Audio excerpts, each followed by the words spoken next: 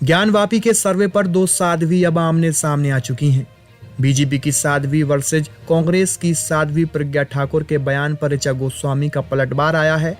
उन्होंने कहा कि धर्म के नाम पर धंधा कर रही है बीजेपी, सर्वे के बहाने काशी मथुरा के लिए माहौल बना रही है। उन्होंने कहा कि पुराने मंदिरों के संरक्षण की बजाय नए स्थल खोज रही है लगातार बीजेपी।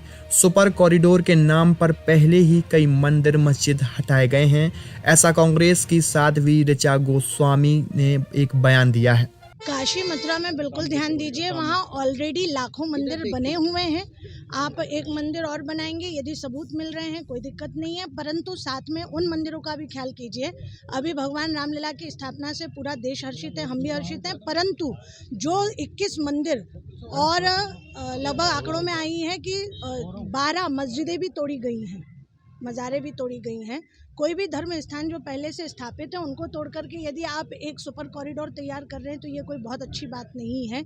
अभी वृंदावन में भी सुपर कॉरिडोर के अंतर्गत आने वाले जितने मंदिर हैं उनको तोड़ा जा रहा है, उसकी स्कीम तैयार हो चुकी है। उज्जैन में बहुत सारे मंदिरों को जो हज़ारों वर्ष की मूर्तियां बैठी हुई हैं उनको खंडित करके, उनको तोड़ करके, और फिर आप कह रहे हैं कि हम नए भगवान ढूंढेंगे या नए भगवान खोजेंगे, बैठाएंगे। ये बात मुझे समझ में नहीं आती है। जो पूर्व पूजित हैं, हज़ारों वर्ष से पूजित हैं, उनका संरक्षण ना करके बहुत सारे ऐसे पुरातत्व विभाग में मंदिर हैं जिनका पूजन नहीं हो रहा है, जिनकी तरफ किसी का रखरखाव पे ध्यान नहीं है, उनकी पूजा बंद कर दी गई, और आप कह रहे हैं कि हम नए जगह खोज करके और फिर नए भगवान स्थापित करके और फिर लोगों में माहौल बनाएंगे, धर्म का राजनीतिकरण करेंगे, जो पूर्णतः गलत है। प्रज्ञा जी को क्या कहना चाहेंगी आप? प्रज्ञा जी को मैं बस ये कहूँगी कि आप है ना 360 डिग्री में देखिए, केवल एक पार्टी के होकर के और सिर्फ है ना वही बात मत बोलिए जो भाजपा को पोषित करे, ठीक है ना। धर्म राजनीति का विषय नहीं है। सबसे पहले आप संत हैं, तो यदि आप संत हैं तो आपको वही बात करनी चाहिए जो सही हो, और भगवान की भक्ति में जितना आप अपने आप को सही रखेंगे तो बाकी तो सब सही हो जाए। सिद्ध होता है जितने भी आक्रमणकारी आए, मुगल आए, शक आए, हूण आए, यूशी आए, अंग्रेज आए, इन लोगों ने हमारी संस्कृति को मिटाने के, हमारे धर्म स्थलों को पर कुठाराघात करने का जो प्रयास किया है, जो कुठाराघात किया है वह भुलाया तो नहीं जा सकता। लेकिन माननीय प्रधानमंत्री मोदी जी काल में सबके साथ न्याय हो रहा है, विशेष तौर पे हिंदुओं के साथ भी न्याय हो रहा है।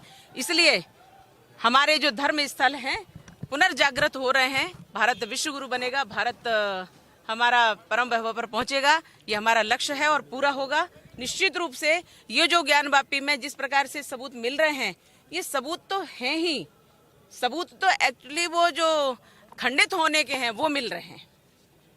देवी देवता हमारे विराजमान थे, मुगलों ने आकर के खंडित किया, यह सबूत मिल रहा है कि उन्होंने उनको दबाया, उनको कुचला, उनको आहत किया और हिंदुओं की आत्माओं को आहत किया है।